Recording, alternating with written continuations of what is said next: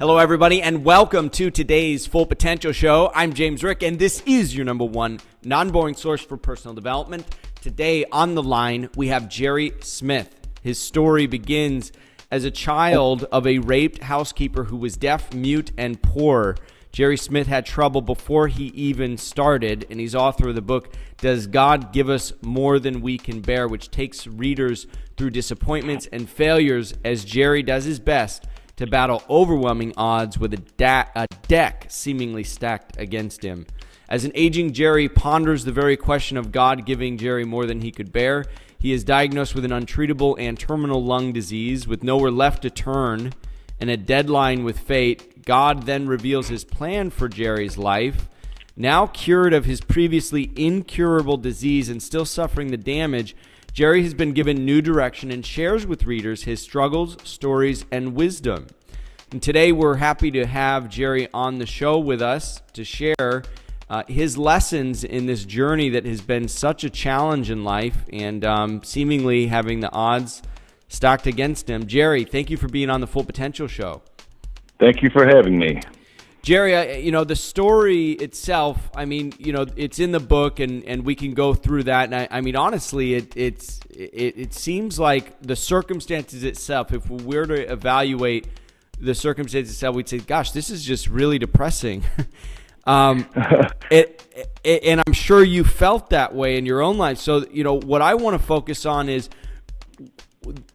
the insights that you've gained from this experience, the insights you've gained from a life that really has been a hard life, so that our readers or our listeners and our audience can make a distinction in challenging circumstances that may help them reach their insights faster. Because this has been a lifelong process for you of discovering what's useful and what's valuable about these hardships that I think many of our audience members would love to implement in their life right away if they do encounter or are encountering hardships. So let's focus on that.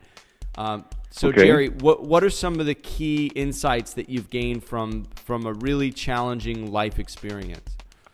Okay, well, I actually didn't start to gain and turn my life around until the age of about 52.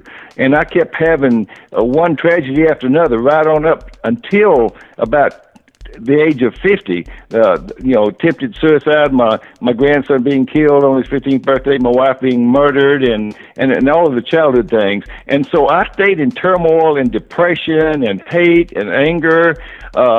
Just continually. I was rejected by everybody. My first marriage, my second marriage, although my second marriage survived. But anyway, then at about the age of 50, after the suicide attempt, I was in the hospital for about 6 days in a coma. When I came out, it was like, this is the end. For me, this is the end of this depression. I have got to do something. I didn't know a direction previously or never even thought about it from that standpoint because I was just too consumed with hate and anger. Through guidance and everything, I started attending church. I found one that I really loved, and that's where I found God. When I found God, then the very first sermon that I heard started talking about, I thought, me. And it was saying that if you're full of hate or anger and you resent and so forth, there's really, according to a God or your belief, whatever, there's really only one way to try to beat that, and that is to find the promise of forgiveness, that you've got to actually just reach out and try to forgive everybody that's wronged you and caused these problems and these angers and these hates and so forth. And so I did that, but it took me almost 3 years of making progress and losing it and making progress. So once I did that, I started feeling happiness of the kind that I had never felt before. I couldn't even imagine the kind of happiness that I was experiencing because I hadn't experienced it. Now, it was just unbelievable, and it just grew and grew, and that made me really go full cycle. And all of a sudden, after, like I said, about 3 years, I am just now totally happy. Well, Jerry, so hold on, Jerry. Okay. I want to cover a few things here. First of all, you talk about your discovery of God, and at that point, for some people, they go, "Oh my gosh, here we go." Others, they know the support and the guidance, and they can feel that. What I want to point out here very objectively is the therapeutic process that you went through to discover God, this higher power, this higher energy, whatever you want to call it, and how that helped you through the process of forgiveness. So I don't want to focus on, necessarily what people may have a hard time believing. The real key here is that this helped. This helped you through that anger, hate, and resentment, and whatever it is for somebody in that situation, it may very well be some kind of religious discovery or spiritual discovery, and that's the key I want to point out, that was your vehicle to break through these negative emotions. Now, what was the breaking point at first, Jerry? You've gone through this life of challenge, and then you were going to commit suicide at the age of 50. What was the final straw that caused you to want to commit suicide? Okay, I was constantly being rejected by my second marriage, by my mother-in-law, and I was still having that hate and anger and depression that would come and go throughout my life. I was doing all of this, and then my grandson, who was the favorite of my life, turned 15, got his driver's permit, got a car on his birthday. I mean, this is the first day, and he immediately goes out on the freeway and is ran over and killed by an 18-wheeler. And that was just the last straw. I just H with it, the heck with it. Yeah. And that's what I did that. And so when I came out, but the reference to God only meant that I discovered the forgiveness, and I have now experienced the forgiveness for the last 15 years. And that is a powerful instrument, in my opinion, is that you have got to forgive people. If you don't, you can't stop hating people. And if you can't stop hating people, you can't accept or have your happiness, in my opinion. Let me ask so that you was this, the process. Jerry. What was it that allowed you to forgive? I mean, a lot of the reason why people can't forgive is because they feel like they're saying it's okay. What happened is okay. And they're like, hell no, it's not okay. I'm pissed off about it. So how did you look at what happened to you in your past? And what was it exactly that you're holding on? I know we kind of didn't go into detail on your story because we don't have the time, but what specifically were you holding on to the most that was causing you hate and bitterness? The fact that I grew up and never had a parent. I never had a mother and a father and family, and I was thrown in with friends constantly through growing up that was with their parents and family and everything, and I always felt like an outsider and alone, and it just grew and grew and grew, and then from the for example, the very first marriage, I was rejected because the in-laws had me investigated and found out that I was an orphan. Therefore, they would tell their daughter, "He's trash. You can't marry him because he doesn't know who his parents are." And so that was the general trend: is the rejection, abandonment, and never belonging anywhere. And this is, I mean, really, this is huge. Rejection, embarrassment, and never really feeling like you belong anywhere. I mean, really, exactly. If you're listening right now, try to imagine never having a family. Imagine never really having that base of support. So from the time that you were born, you were always looking for that sense of belonging, and then maybe after being rejected so many times, you started to become hateful and bitter about the fact that you didn't ask for this. You were just kind of born into this situation. Exactly. And then there was just continuing tragedies all the time and rejections and things that just kept the anger and everything fresh. And I was always miserable. So when I'm always miserable, you project a miserable attitude and you get misery in return. And so that was just a continuing process on up until I attempted suicide. And that's another key point, because you're taking responsibility for the fact that, yes, you had this life of tragedy, but a lot of it also was perpetuated by your own negative attitude.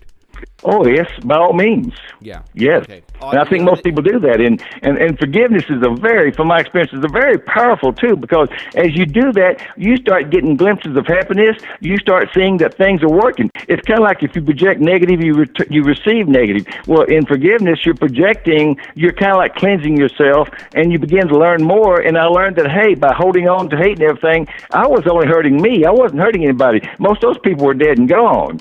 And I was desperate to find out if I could be happy. How did you forgive, Jerry? What made the difference? Well, in my case, it was obviously because I did develop this strong relationship with God, and I started feeling it in my heart. And as I would forgive somebody, I actually started to feel good about it inside my heart, in my mind, in my heart. I felt good, and it was kind of the happiness and feelings grew so much over a period of a couple of years that at times it would almost be like euphoria, and no way I can describe that would be kind of like maybe, from what I hear, certain kind of drugs or something that put you in that peace and calm. And when you get that, it's addictive. To me, it was addictive, and I wanted more of it, so it became easier to forgive. But now this was a long process. I want to make that clear. It was over 2 years. Yeah. So really, it was this process of moving more into your heart and experiencing this euphoria instead of living in your head and justifying why you can hate and be bitter. Yes. And what's the alternative? Is the alternative to get satisfaction out of being full of hate and anger and just hating people? You're not harming them. You're not hurting them. You're only hurting yourself. So which is it that you begin to realize, no, I like this possibility of some of this happiness I'm feeling? Yeah. So what you're saying is there's no real benefit to even hanging on to the hate. So what are you doing? It is stupid, and it hurts yourself only. It doesn't hurt anybody but you. Well, it does. It can hurt the relationships around you because you're projecting, like you said, a negative attitude all the time. Oh, yes, I meant those people that you were trying to forgive, which were not usually people I'm living with. It was people in the past, that caused me to grow up like that. Now, how do you feel about those people now? I mean, because when you forgive, like you said, and you pointed out very correctly that you're doing it for yourself, but how do you feel in relation to those people that you were, in a way, never forgiving because you didn't want to validate what they did? Well, during that time of growing up, I spent 3 years as an adult searching for my mother and finding her in California, and I was in Louisiana. And then as I learned the story through a lot of research and actually went to California and met her, as I learned things, she was a person that never had any education or schooling, had absolutely nothing, and her decision that she had attempted to find a number of people to try to take care of her and me and was unsuccessful. And I think the bottom line was, as I learned, was the fact that out of desperation, she didn't want to have her and me both living on the street. And her decision was made for my best interest. And the one regret I do have is that I did not tell her before she died that I totally forgave her, that I understood now that it was out of her control or beyond her control. Okay. And it was sort of that way with the others. Now, some of them, for example, the last foster home I lived in for 5 years on a farm, and he was mean and he worked us like slaves. I told him when I left there that I'd come back someday and kill him. Well, that was just that hate and anger and youth. But I did forgive him later on, but it was almost a forgiveness of just almost like a generic or blank forgiveness.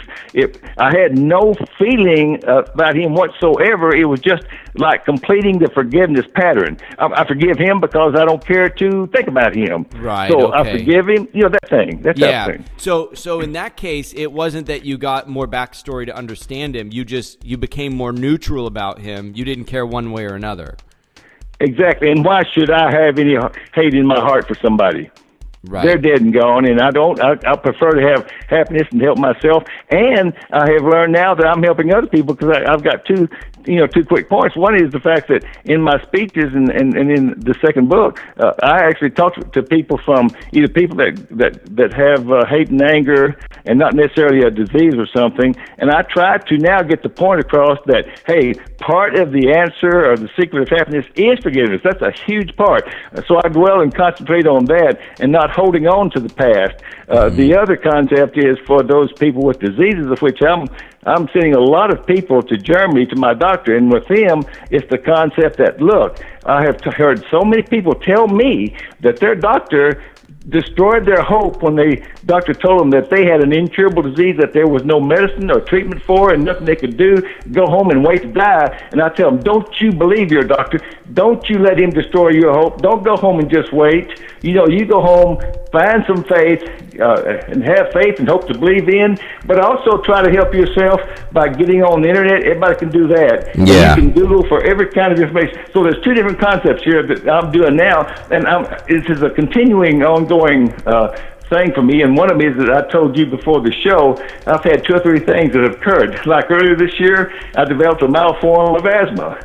My doctor says it won't kill you, but it does complicate my lung situation. And then I found out this year also that the doctors don't even know until this came out in research a few months ago that the dead portion of my lungs secrete mucus into my lung area, and that makes complications. But none of that will kill me, but I just know how to work with it now and how to live with it. And I have found some enzymes that have been helping this problem. Well, these things I found out now, I'm incorporating into the information that I send to people that call me with problems, diseases, and whatever. So it's kind of like an ongoing investigation for me, using my life to make my life better and to be able to pass that on to other people that can use that information. I see that, Jerry. You are a model that is helping a lot of people, and I want to reiterate a few of the key points that I want to leave folks with today. Forgiveness is part of the secret of happiness. That's something you said, and the metaphor that I get for that, Jerry, is it's like if you were having a house party and you had guests that you did not like and you don't forgive them, it's like keeping them in your house. How can you ever be happy if you're surrounded by people that you're upset at? And that's exactly what you do until you clear things out in your heart, until you let go of the people that you don't want to be around in a metaphorical sense, but that you don't want in your heart anymore. You forgive them, and then your heart becomes clear. That's part of the secret of happiness, because happiness is our most natural state. It is not something we have to strive for. It is something we achieve when we've let go of all the things that disrupt happiness. So that's one. The second thing is, I think this goes along with sickness and any hardship, it's never over. Never, ever give up on yourself and your ability to live. You're saying you've got to keep the faith that there is an answer, and you got to go out there and find that solution. The information is out there, and I think that applies to sickness, and it applies to really any hardship that somebody's going through. Keep the faith and find the solution. It's out there. As long as you're alive, you can find the solution. To piggyback on that, just 1 second. The doctor said, Jerry, you have 6 months to 2 years to live, and it's probably closer to 6 months than 2 years. Go home and wait. Yeah, gee, what a verdict. That there's nothing we can do for you, so I said, what do I do when I go home? Well, whatever you've been doing up till now, continuing doing that. Come back in 6 months if you're still alive, and we'll do another breathing test so that we can better estimate how much time you have left to live. So what I'm telling you is, they didn't tell me to do anything. So on my own, I said, well, I can Google and look for all kinds of help. And that's what I'm telling people. Don't listen to your doctor. Don't let him destroy your hope. If he destroys your hope, he destroys your ability to try to look for anything. To find the solution. Yeah, well said, Jerry. All right, Jerry, where can they get a copy of the book? And I know you got a new book coming out. What's the name of that book, and where can they get a copy of that when it comes out? Okay, the new book is The Secrets to Happiness. You can have it too. It's due out by summer of 2012. You can get my current book anywhere on the internet, but the probably the quickest, easiest way is to go on my website, jerrysmith.org. It's a 6-page website, and every page has got an order form on it where you can order the book. Okay, that's jerrysmith.org. The title of the book is "Did God Give Us More Than We Can Bear?" It was a top 10 Amazon bestseller, and highly encourage you to check that out. Jerry also does speaking engagements, and they can just find you and contact you through your website as well, right, Jerry? Yes, that's correct. Okay, that's jerrysmith.org. Did God Give Us More Than We Can Bear? And he's got another book coming out in the summer of 2012 called Secrets to Happiness. You can have it too. Jerry, thank you so much for your insights today. Is there any final thoughts you want to leave our audience with before we wrap up? Well, the simplest statement I can make is, don't ever give up. Don't ever give up, no matter what the verdict No is. Matter what. Yeah. Don't give up, because at least you can feel better if you have hope in your heart, no matter what happens. I love it. Okay. Always keep an open heart. Never give up. Have the faith. Look for the solutions to your problems. Don't just listen to an authority. Exactly. And forgiveness is part of the secret of happiness. Some really key ideas here, folks. So, Jerry, really appreciate you sharing your gems with us today. Have a great Thank you. I'm here as living proof. You are, my friend. You certainly are. Thank you so much. Everybody have a wonderful afternoon. And also, Be sure and like and subscribe to Full Potential Show so you can get more great insights from people like Jerry and freebies that you'll only find right here on the Full Potential Show.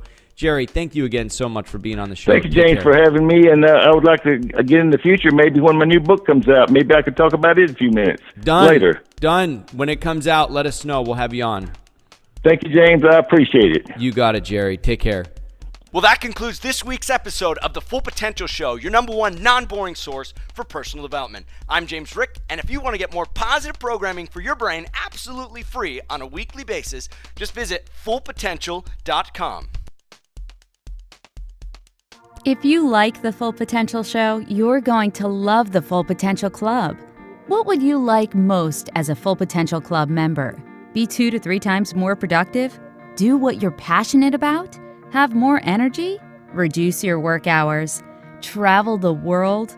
Enjoy an amazing lifestyle on a frugal budget? What if you could do them all? James Rick has been there and done it in ways that few people have. For anyone serious about taking their life or business to the next level, you know you've got to do more than just watch. You've got to do.